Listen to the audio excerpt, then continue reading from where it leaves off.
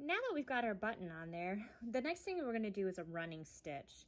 So I've got a new piece of fabric, a white piece of fabric. I'm going to make sure that those are the same size. And if you notice, my white is a little bit bigger than my red, and I can flip it over and just make sure that the size is the same on the other side. But I'm going to trim that white down so that my two pieces of fabric are the same size.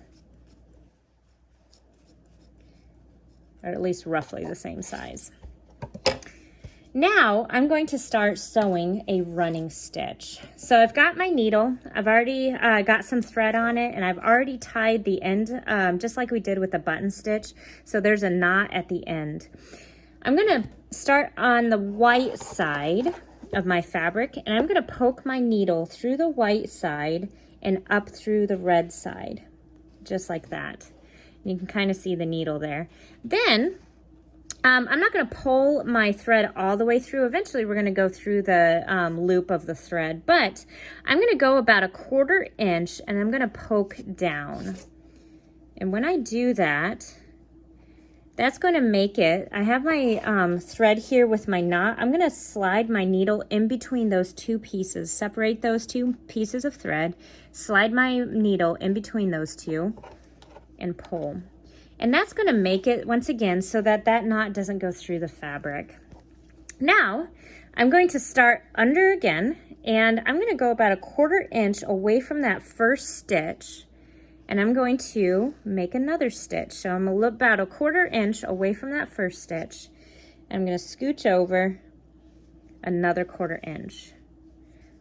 So now I have created 2 stitches, and to be honest with you, I'm going to switch over to the white side because that you guys will be able to see a little bit better. So I'm going to go 1/4 inch, and I'm going to get rid of those little tails here in a moment.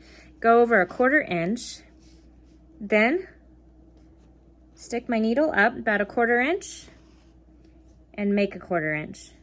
And I will do that all the way across till I get to the very end. Once I'm done with that, once I get to the very end, I'm just going to leave my needle on the string. It's okay if your line isn't going to be a perfectly straight line. I know some of you guys will try to make it a perfect straight line, but it's okay if it isn't.